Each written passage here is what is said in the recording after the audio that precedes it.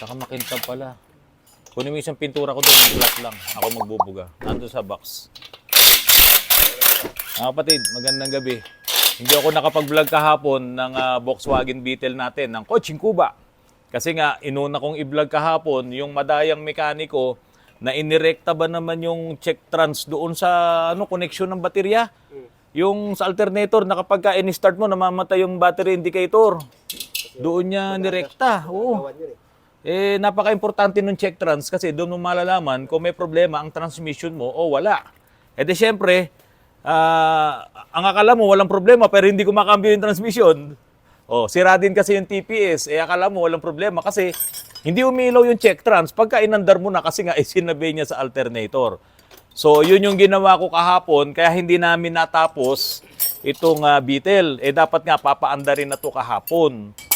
Maganda tong torque wrench adapter. Batang to. Ito, itong digital torque wrench adapter na to, talagang wala kang masisirang tornilyo rito. Kasi digital to. So, ang trabaho niya, lagay mo dyan, tapos kung ano man yung kailangan mong socket wrench. So, ganyan yan. So, lalabas ngayon dito kung ilan talaga yung torque. Naka 32 Nm kasi. 32. So, ibaba mo muna ng mababa. Mga kapatid, 32 Newton meter yung torque na kailangan dito sa cylinder head nito. 32 lang. Samantalang sa ibang mga cylinder head, yung cylinder head bolt torque nun, ilan ba tayo sa mga Isuzu? Sa mga Isuzu, 120? 120, todo na yon. Yung pinaka-max. Max na yon, yung 120. Pero yung iba, kapag ang gamit ay yung mga asbestos na cylinder head gasket, ang talagang natin, mababa lang 100. Kaya nagre-retight pa tayo doon. Pero yung mga cylinder gasket ay metal na, ayun, talaga sinasagad na yon, no?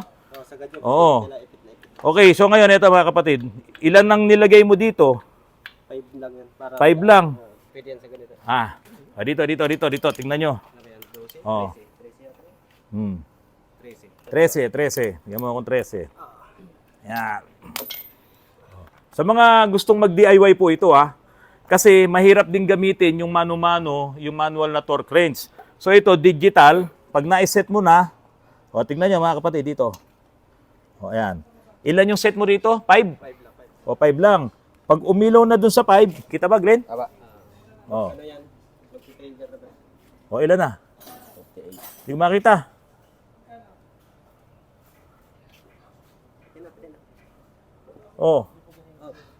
Mataas. Tingnan mo nga, ulitin mo nga. Ulitin mo, mukhang hindi 5 eh. Na-off. Na-off. Pag na-off to, babalik dun sa Ayun, pag na-off, babalik doon sa dati. Sige, lagay mo muna doon sa 5. Pare-pares tayong hindi natin alam eh. Okay. So ngayon, binaba mo yan sa 5. Dapat hindi mag-off yan. Pag na-off to, babalik to sa dating seat na. Doon sa default niya. Pagtapos ng blink, saka mo lang siya. Ayun, tapos ng blink, 5.0. Ayan. Yun, tapos na yung blink, pwede ko nang gamitin. Tignan nyo. So pag ilaw ng pula, yun na yun. Yun. Kapag umilaw ng pula, yun na yun. Una, verde muna. Umilaw na ng pula, na-reach mo na. 5.2. Magpe-permanente siya tunog na pula. 5.2. Yan. 5.6. Ganun lang. Lagpas lang sa doon sa pero pinaka-trigger niya yung pag tumutunog na yun. Pag tumutunog na, may naririnig ba? Di ko naririnig. Mukhang mahinang pandinig ko talaga sa frequency, sa high frequency. Bibili rin tayo nito kasi napaka-effective pala nito. So yun mga kapatid sa mga gustong mag-DIY, digital torque adapter. Yan mga kapatid. Digital torque adapter. Hanapin nyo po ito para kapag naghihigpit kayo ng mga tornilyo, titignan nyo sa Google, titignan nyo doon sa specification ng makinang ginagawa nyo kung ano higpit ng mga tornilyo at ise-settings nyo dito sa digital torque converter. Okay, mamaya, pag papaandarin na natin, so kailangan nating ikabit talaga itong distributor. Or else, wala tayong kuryente doon sa mga spark plug. Isang dahilan kung bakit hindi rin kami nakapag-vlog nung isang araw ay dahil nga hindi gumana yung ating starter. Ito. So ngayon, maayos na siya. Nagkaroon ng problema yung kanyang contacts doon sa loob, sa Bendix. Ngayon, okay na siya. Kaya mamaya, masusubukan na natin paandarin itong ating makina. Nasaan yung ginawang tambucho ni Mark? Pakita mo nga sa akin. No? Yung luma kasing tambucho na to ay talagang bulok-bulok na. O kanina, walang magawa si Mark. So ginawa niya na to, sinimulan niya na. Mamaya, ikakabit natin to pag pinaandar para hindi tayo masyadong maingay kasi lalabas dito yung exhaust natin. Oh. So, kailangan tahimik din tayo dahil gabi na. Papaandarin talaga natin to mamaya. O, lagay mo muna dyan. Tapos yung ating power steering, to, tingnan nyo po yung ating rack and pinion, nakaporma na to. Oh. Ito na siya. Oh. Bukas, talagang formado na to. Okay na to. Kailangan lang kasi talaga balancing-balance. Ayan, tapos nakumpleto na rin ni Tokayo yung body repair nito, konting-konti na lang doon, no? Meron pa siyang ginawa dito, ayan. Tapos yung ibang portion talaga patsi-patsi na lang. Ayan, kasi maganda pa naman yung yero. Pero ito papatira ko pa to. May mga nagsasabi na i-retain ko daw yung original na manibela. Sad to say, wala na po kasi yung original. Napalitan na rin kasi ito ng Japan SAR Plus na steering. Ngayon, ito na yung ating electronic power steering. Ngayon, nasimulan na ni Kuya Mark na mag-fabricate ng kanyang mounting bracket. Tapos ito, match naman doon sa dating pinaglalagyan. And then ito po, ay ito na. Dito na po yan kukonekta. Ayan. So pag ganyan po siya. Ayan, itataas pang konti. Ayan. So, naka-electronic power steering na po ito. At naka-rack and pinion. Ito. Oh. Kaya ito po, mga kapatid, hindi na yung Beetle na malaki yung clearance ng manibela. Kasi nung kinuha ko to, talagang ang laki. Laki ng wego niya. Kaya ito, pag maayos na, mapapatakbo nyo talaga to ng mabilis. Kasi naka-rack and pinion na siya. At itong rack and pinion na to, manual na po yan. Tapos, available naman yung mga rack ends nito, maging yung kanyang tie rod end, pati yung mga ball joints po niyan, available yan. Kadalasan, ang makina natin sa sasakyan, ang transmission, ito ka ngayon, ito ang harapan mo. Di ba? Pero ito, ang harapan nandun. Baliktad. Di ba? Ito ngayon ang transmission. Oh, mga kapatid, meron kasing nag-comment, may nagtanong sa vlog ko tungkol dito sa Volkswagen, bakit daw ba yung gulong ng Volkswagen piki kapag ka tumatakbo, lalo na kapag walang sakay, nakapiki talaga siya, ganyan.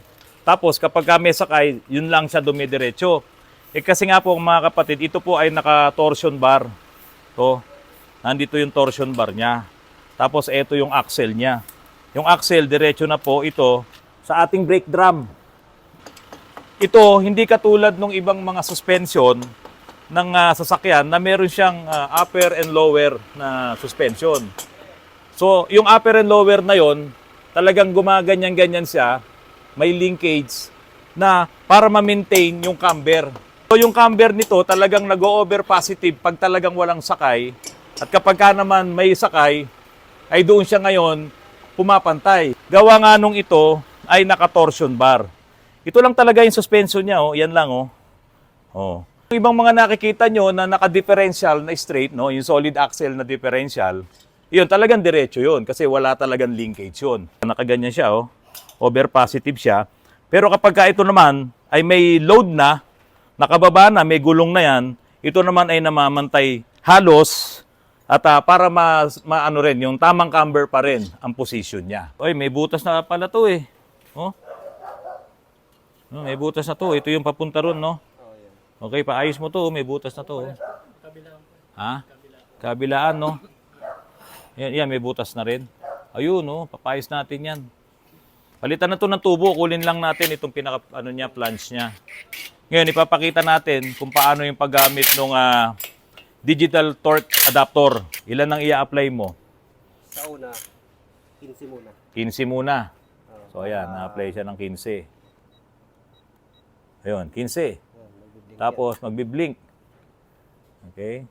Newton meter, di ba? Newton meter. Oh, Newton meter, hindi nanometer yun, ha? Newton meter. Oh. Yan na, nag-blink na. Okay. Yan. Ganda, digital. Bibili ko niyan. Pag pumula, Yan. Mag-permanent kasi sa ganyan. Yun na yun. So ngayon ay nakailan yung nilagay mo? 15 Newton 15. meter. 14, 15. Ayun. Oh. Okay. Ayan na. 13, 14, 15. O awat na yun. Oo. Di ba? Awat mo na yun kasi doon ka naka-specify sa 15. Doon ka nakaset. Yung iba, ginagamitan pa yan ng tubo. Naku.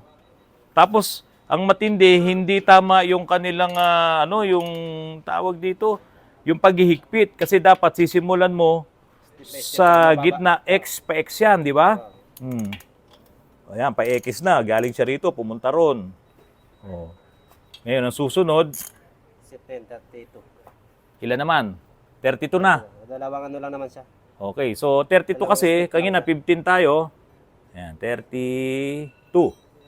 Point zero. Ayan, okay. So ito na yung final. Ayan yung final. Oh. Hindi ka talaga makasisira kapag ganyan ang ginamit nyo. So dapat meron talagang torque wrench or digital torque adapter. Adapter lang siya kasi kinabit mo lang sa ating Ratchet. ratchet. Oh. Okay, 20, 32. Oh, yun. So, importante po yan, ha. Yung mga gusto magmekaniko, bumili po kayo ng ganitong tools. Ito talaga yung proper. Oo, makakatulong yan sa inyo. Kahit sa mga machine shop, yan ang ginagamit. Para hindi kayo makasira ng inyong ginagawa. Dapat ginagawa, hindi sinisira. Ito yung clutch cable. Sira na kasi yung clutch cable nito. Nagkaroon na ng putol-putol. So, pinalitan ko na rin, pero kailangan matanggal muna natin. Nung isang araw, hindi namin matanggal kasi nga, meron siyang dulo na ganyang kahaba na matigas na rod. Kaso dito, nagkaroon ng lundo. Kaya ayaw dumaan. So ngayon, Kuya Nel, hilahin mo na ngayon yung cable. Baka madali mo na siyang mahihila. Ha? Yan na? Nahila mo na? Ayan. Oh. Yun, naramdaman ko na. Yun. Oh, yan. Nahila na po yung cable. Oh. So pag nandyan na rin yung bago nating cable, pwede mo bang kunin? Oh. Nilagyan ng grasa. Oh, siguro kasi nga may problema na kasi ito sira na Kaya matigas na yung clutch dahil nga yung kable sira na, depektibo na. Ayan, tingnan nyo. Oh. Kita ba yung putol? Ayan, oh. So may problema na siya. Ngayon, bumili na kami ng bago. Ayan, ginabi na kami. Overtime talaga ang banat dito sa Coaching Cuba. Okay. Ito yung bago. Ayan. So kagandahan lang talaga rito mga kapatid, may mga mabibili kang pyesa. Oh, ito yung pinatago ko muna, pinabalik ko para hindi mawala. Ganito mga kapatid, pag may mga kinakalas kayo na tornilyo at pwede nyo namang ibalik dun sa pinagtanggalan, ibalik nyo. Kasi kung bago-bago lang kayong nagbubuo ng makina, baka hindi nyo alam kung saan ilalagay yan. Pero yung mga mekaniko na katulad nito na sobrang galing na, kahit anong tornilyo yan, kaya nilang ibalik kung saan yan nakalagay. O sige, soksok mo na. Aabangan ko rito. Alam nyo, sa haba ng kable na yan, yan ang nagpapalambot ng clutch. Yan na, lapit na. O. Sige. Hindi na lang. Sige. Sige, alright. O, ito na. O. Ngayon, mga kapatid, wala na? Wala na. Parang kulang tayo Ayun. Oh. Yan. Kaya mahaba yung rod na to, yung tornilyo. Ito yung kasi yung adjustment ng ating clutch. Sige, hilahin mo ulit para bumalik. Ayun Pakita mo. Dito na yan pala. So ayan So yan, yung kable na yan, dito na yan nakakabit mga kapatid. Dito, ayan. Dito na yan. Kaya pag inaapakan yung clutch, ganun yan Naalala ko noon si Paring Boy. Sabi ni Paring Boy, yun daw Volkswagen, ang unang-unang intercooler. Ito pala sinasabi niya. Yan. Pero oil cooler. Yan. Itong langis mo, umaakyat dyan, dumadaan dyan, pinalalamig ngayon nung mechanical pan. Yan. Kaya yung langis, hindi talaga siya kumukulo. Pero yun nga, pag naputulan ka ng belt, kukuluan langis mo, mag-overheat ka talaga. Kaya napaka-importante nung belt ng Volkswagen. Kasi walang magpapalamig sa langis mo dito. At yung hangin din naman na yun, dumediretso dito sa makina. Kaya napaka-importante na yung mechanical pan ng Volkswagen mo ay gumagana. Dahil dito sa oil cooler. Ito yung ginawa ni Mark kanina. Ginawa niya ako ng panibagong exhaust. Kasi ito na yung luma, oh. Doon sa luma, pinagsama lang din yung dalawa dito. Ito yung flange, pinagsama. Pero tignan nyo naman, oh. Kaya na talaga, bulok na yung tambucho nito. Ayan, putol na. Oh, naawa si Mark, ginawa na ako ng bagong tambucho. So, ayan na po, yun nakakabit. Pero ito, dudugtungan pa namin yan ng tailpipe, no? Para maganda kapag ka nando na, nakaporma na yung body, kapag nakasalpak na. Kaya dito po sa Autoruns, dalhin nyo po yung mga sasakyan nyo na gusto nyong buhayin ulit. Katulad nitong Beetle. So sa Beetle, 100% kayang-kaya natin yan. At kaya ko na rin bigyan yan ng time frame. Kasi madali lang pala itong Beetle. Yun nga lang, medyo magastos. Kasi ako po, ayoko po ng remedyo. Gusto ko palit talaga ng bago. Tulad nito, sa iba to, pariremedyohan pa yan, padudugtungan lang. Pero may nabibili naman, kaya lang medyo mahal. Kaya naman natin gumawa ng sariling atin, kaya ayan, gumawa na po tayo. Hinihigpitan na nila. Balik ko na to rito. Ano ba? Mga kapatid, pasensya na kayo. Sumablay talaga yung starter. Kailangan ko na magpalit ng starter nito. Kung mura lang yung bago, bibili na ako ng bago. Ano ba to? ND? Parang Nippon Denso. Hindi. Narida Auto Parts starter. Pero ND nakalagay. Hindi naman to Nippon Denso. Ewan ko. Siguro, bibili na tayo ng bagong starter kasi sumablay na naman. Ayaw talagang umikot.